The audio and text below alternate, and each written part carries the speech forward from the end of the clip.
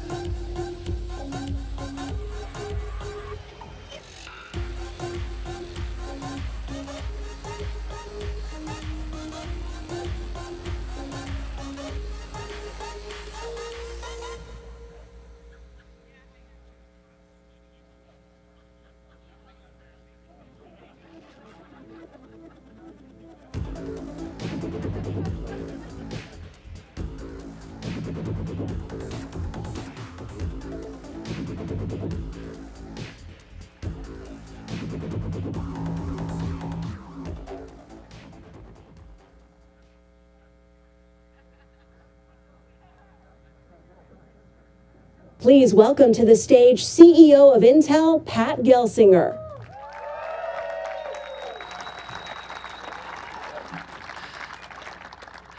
Wow, what a day. What a fabulous moment. You know, and today is a victory for Americans' national economy, but also our national security. It's a victory for American innovation, and it's a victory for the American people and our collective future. Because in our modern world, everything relies on chips. Every aspect of humanity is going digital and relies on chips. And their production shapes the future of all of humanity. The world we know and the world we are creating for our generations to come, our kids and grandkids and their children. It is all built upon this magic of silicon, which is why we are here today, to continue to invest in the transformative power of this amazing technology. By signing the US CHIPS Act, President Biden showed that we are committing to building this critical industry back on American shores.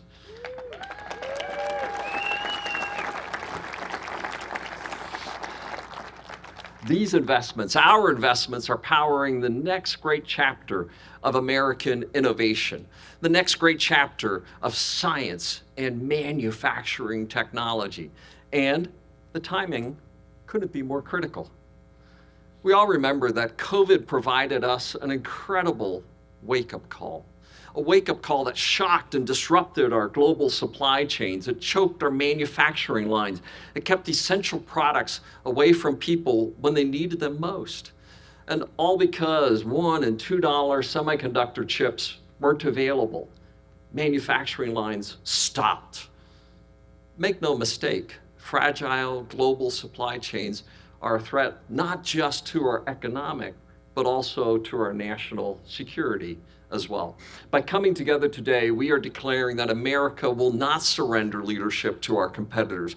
We are choosing innovation over inaction. We are building a future with geographically balanced and resilient supply chains, right here in America, right here in Arizona.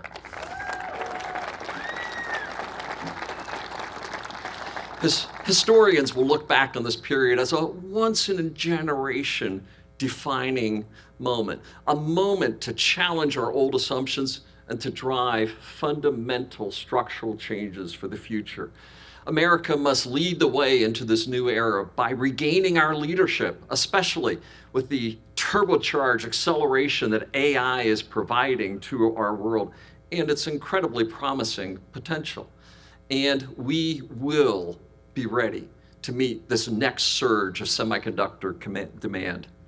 All of us at Intel believe that restoring our nation's leadership in semiconductors is more than just an opportunity, more than just a responsibility. It's our calling. This is what we were built for as a company. This is what we do. And we have already announced plans to invest more than $100 billion in the US over a 5-year period.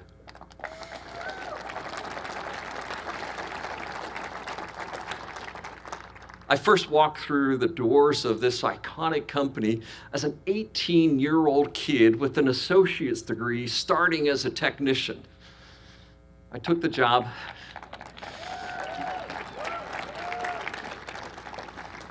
as Intel CEO to honor the Intel Trinity, the trio that put silicon into Silicon Valley, Bob Noyce, Gordon Moore, and Andy Grove. And through the years, I've had the honor of witnessing firsthand, of learning at their feet, that this American excellence, this power of technology innovation, but the power and the role of American manufacturing. And our facilities have grown. We have the extraordinary Oregon, the Silicon Forest. We have the extraordinary Arizona, the Silicon Desert. And the extraordinary New Mexico, the Silicon Mesa. And one of my proudest moments was standing beside President Biden in Ohio and beginning of a new chapter of American innovation at Intel. I can say that Field of Dreams is now an extraordinary construction site that's coming to life before your very eyes. We are so proud that President Biden and Secretary Raimondo believe in this vision of expanding US chip-making capacity and capabilities. And I am grateful for this funding and the confidence and commitment that you are placing in us. Mr. President and Madam Secretary, we will not let you down.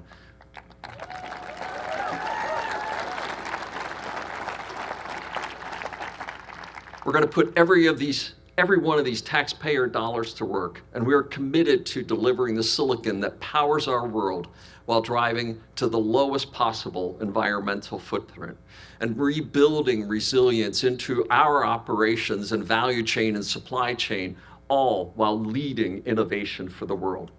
It's fitting that we are standing here on an Intel construction site because these investments, right, these extraordinary commitments are going to build right here in America, right here in Arizona. You know, we're going to keep building and innovating new chips that power the future and help humanity to be a better place for our children and grandchildren. We're going to build stronger communities and local economies from Arizona to Ohio by creating nearly 80,000 jobs at Intel in our construction sites with suppliers and more. That's a lot of jobs. You should applaud that. Yeah.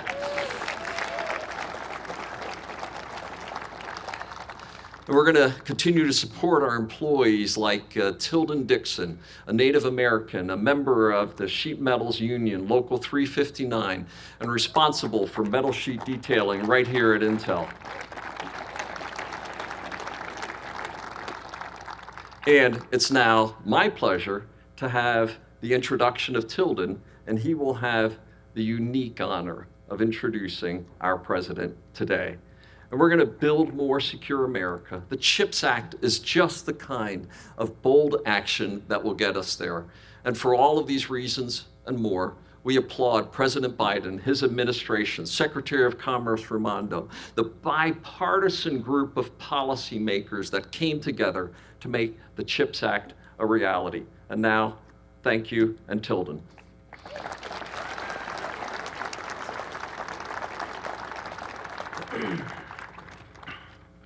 Good afternoon, everyone. My name is Tilden Dixon, and I'm a proud second-generation sheet metal worker and a member of Smart Local 359. I am also a Navajo Nation tribe member, and I grew up in a union household. Excuse me.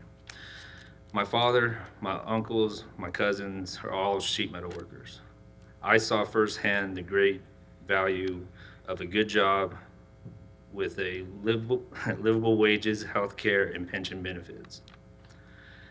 Times were not always great with the ups and downs of construction, but my father taught me if you work hard and you have union brothers and sisters to lean on, you'll always get ahead. Thank you. I chose to follow his footsteps and joined the Local 359 in 2012. I served my apprenticeship and then secured a job at the Intel construction site where I've been for the past 6 years. It was a commitment to go to class and work a full-time job for many of years. But I've learned a lot, and now I am a BIM coordinator at the construction site where I design 3D modeled routes that are used to construct Intel's semiconductor manufacturing fab tools. I love my job. I am currently saving so that one day, very soon, I can buy a house.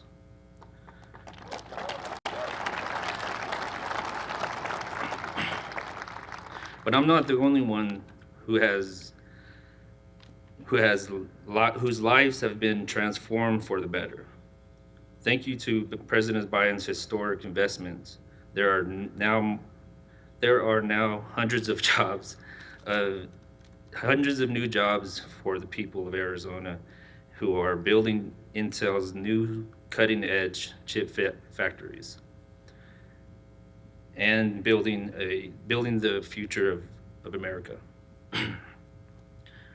I am so grateful and proud we have a president who has the understanding of importance, giving the opportunity like this to communities like ours and to millions of Americans like me.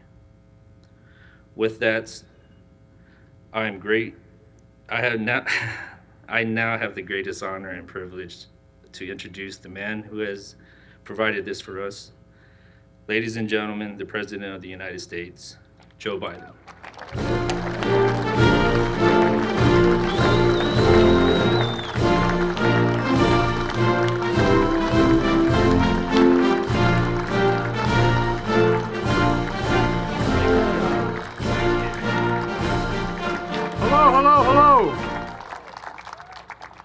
By the way, your dad is right about unions. Your dad is right. Unions built the middle class. Wall Street didn't. Unions built the middle class. So thanks, Tilma, for that introduction. And union sheet metal worker, a proud member of the Navajo Nation, you're going to be building the future here in Arizona. And Arizona is building the future. Thank you, Governor Hobbs. She had to leave, but welcomed me to the state and for your partnership all across the board. And thank you, Representative Stanton, for your dedication to the people of the 4th District and for the passport anyway. Get in. Well, we couldn't be here today because the votes in Washington. I want to thank Senator Mark Kelly, who's doing an incredible job and the real champion from the announcement that we make here today. And Mayor Kate, where's Kate? Thank you, Kate. You're an incredible mayor. You're doing a great job. And Mayor Chandler Harkey. And I guess I'm technically in your city, right? All right. I'll behave. We're also joined by one of the brightest men or women I've ever known, Gina Raimondo, our Secretary of Commerce. And I'm not joking about that.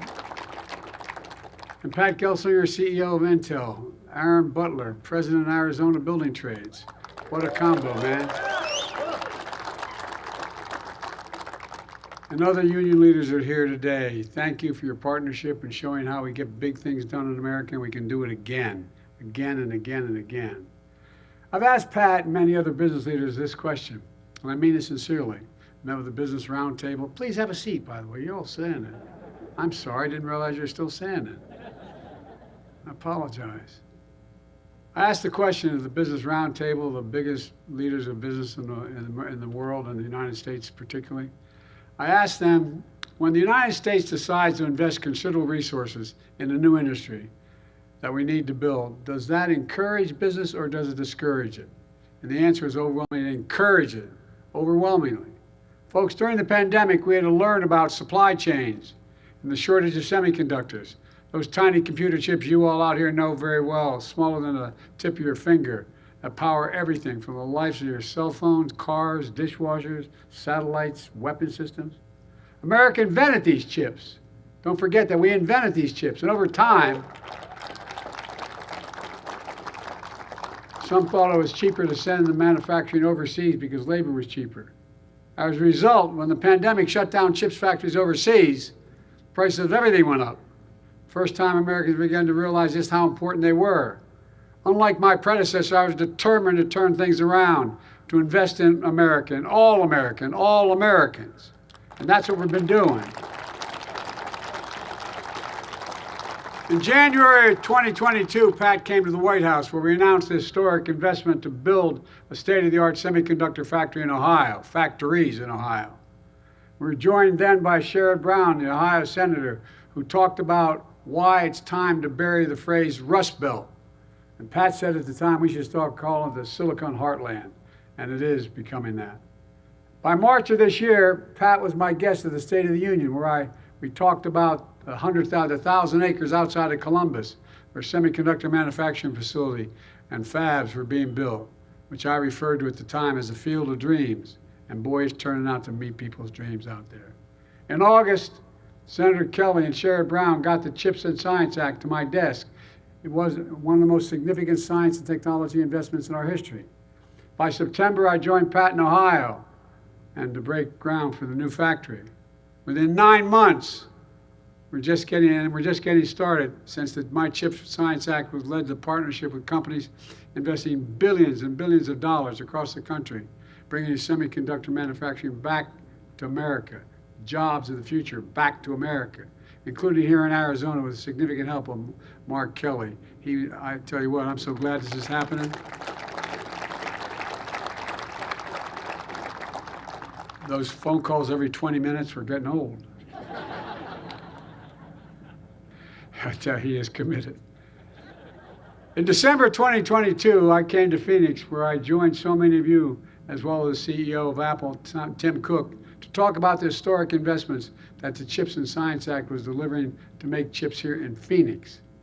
Today, Pat is building here on another field of dreams. I'm thrilled to announce the latest public-private partnership and one of the largest investments in semiconductors in the United States ever. A new landmark agreement under the CHIPS and Science Act between my administration and Intel for up to $8.5 billion. It's a smart investment. And that's being paired with over $100 billion from Intel, including $30 billion in Arizona and $30 billion in Ohio. It's among the largest private sector investments ever in the history of Ohio and Arizona. And this historic funding will be used to build new semiconductor fab facilities and modernize and expand existing ones in Arizona, Ohio, New Mexico, and Oregon. Combined, it will create nearly 20,000 construction jobs, many of which will be union jobs. And I made it real clear, everybody has a right to organize, man, to have their labor rights protected. But look, this announcement will also support 10,000 manufacturing jobs, 3,000 right here in Phoenix, with salaries averaging over $100,000 a year and don't all require college degrees. That's a change. For the first time in a long time, many of these facilities won't just manufacture regular semiconductors. They're going to once again begin to make the most sophisticated, advanced, and powerful leading-edge chips. Each chip has, it blows my mind, has trillions of tiny features. The width of a strand of human DNA, 40,000 times thinner than a single human hair. They require manufacturing precision, down to the size of a single atom. The process is enormous, requires enormous amounts of information, and with lightning speed they'll produce. And they're critical to emerging technologies. They're going to power the future economy, like artificial intelligence, quantum computing, 6G communications. And to take everything, make everything faster, lighter, smaller, and more reliable. Folks, it's about time. Even though we invented the most advanced chips, we make 0% of them today. 0% of the most advanced chips today. Nearly all manufacturing of leading-edge chips across the entire industry moved overseas to Asia years ago. That's why today's investment is such a big deal. We will enable advanced semiconductor manufacturing to make a comeback here in America after 40 years. It's going to transform the semiconductor industry and create entirely new ecosystems, entirely new research and design, and manufacturing and advanced chips in America. By the way, parenthetically, I said we're going to become the manufacturing capital of the world again.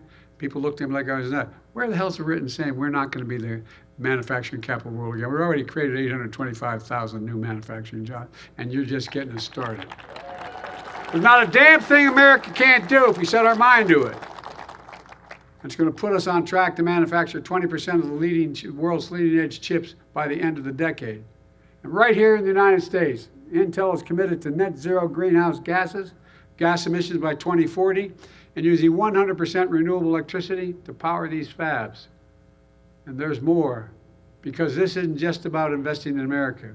It's about investing in the American people as well. That's why we're dedicating $50 million of CHIPS funding to partner with Intel and community stakeholders like community colleges, state and local governments, labor unions, and universities to train a new generation of workers for the semiconductor industry. That way, people don't have to leave their hometowns to get good paying jobs and support their families.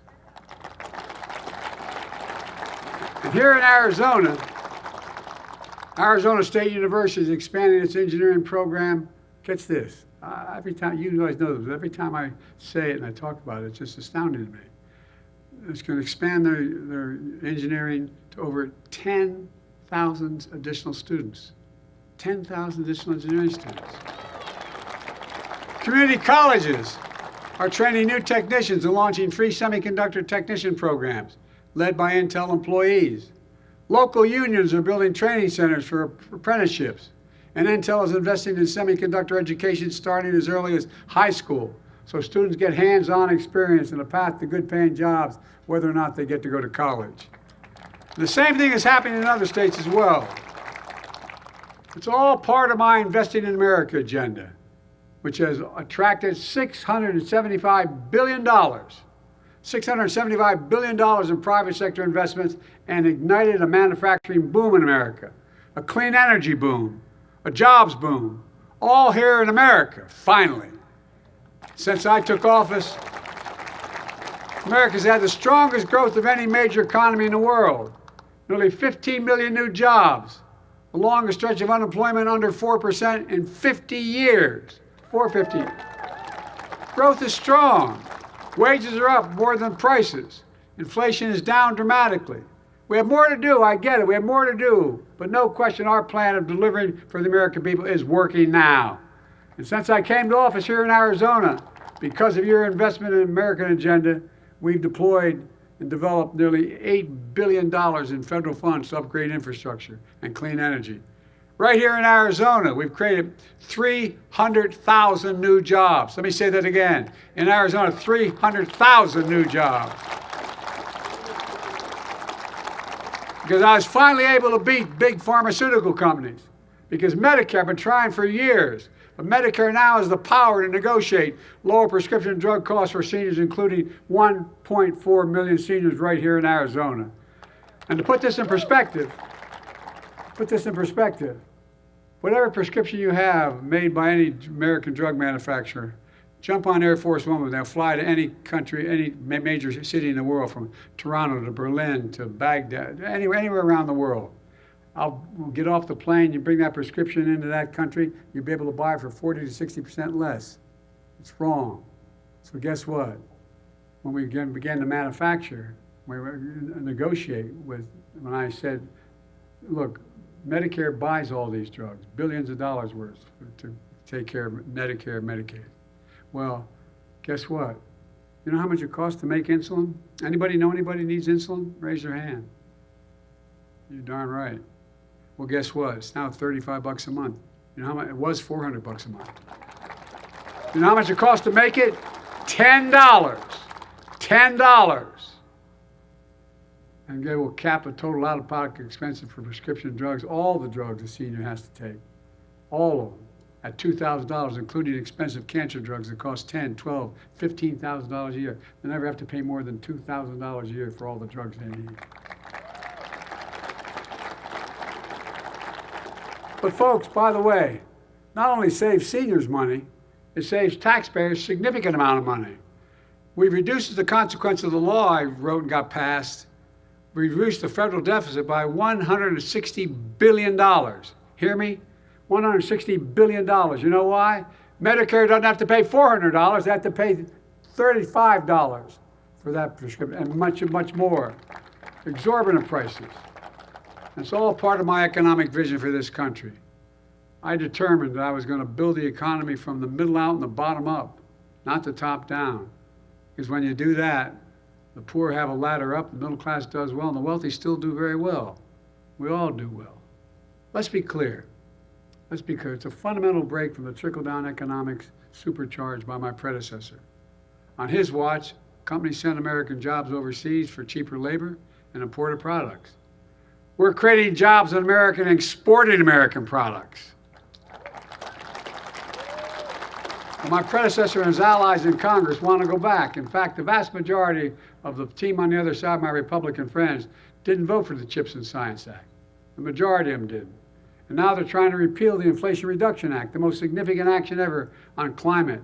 That's going to create hundreds of thousands of jobs, many of them in their own states, in your district, particularly in states like Arizona. That's when my predecessor was in office. He enacted instead a $2 trillion tax cut, where they overwhelmingly benefit the very wealthy and the biggest corporations. By the way, I'm not anti-corporation. I come from the corporate state of America. More corporations are incorporated in Delaware than every other state in the union combined. And I represented for 36 years. But they can't get greedy. And we want to do, here's what he wants to do this again. The bottom line, I want to build a future in America.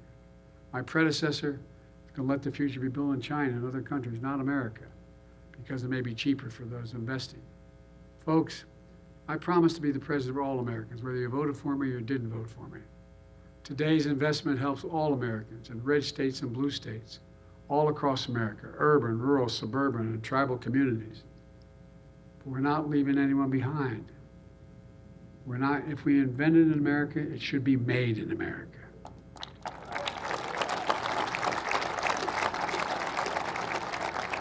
And include all of America. Folks, let me close with this. I've been determined to make things in this country again. To build manufacturing capacity, as I said, we've created over 800,000 manufacturing jobs, and we're still counting. To make sure we never again are in a position where during a pandemic, we're relying on other countries to make things that we badly need here at home to be able to go forward. Folks, some folks didn't believe we could do this, but I've made no bones about it. I said for a long time, and I mean this from the bottom of my heart, if we invest in America, we can change the country's future and lead the world again. We are leading the world again. We're proving it's never been a good bet. It's never been a good bet to bet against America.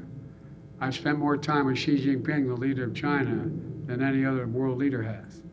And I was with him, traveled 17,000 miles with him when he was vice president and I was vice president, before he became the leader. And we're in the Tibetan Plateau. And he asked me, he said, "Can you define America for me?" I said, "I sure can, one word." And he looked at me, I said, "Possibilities, possibilities." We haven't been the only nation in the world that's never, we have come out of every crisis we've ever been in stronger than we went into that crisis. There's nothing beyond our capacity. I've never been more optimistic about our future. Just have to remember who in the hell we are. We're the United States of America. And there's nothing beyond our capacity when we work together. So God bless you all, and may God protect our troops. You're the best, you're the best. This is going to transform the country in a way you don't even understand yet. Thank you, thank you, thank you.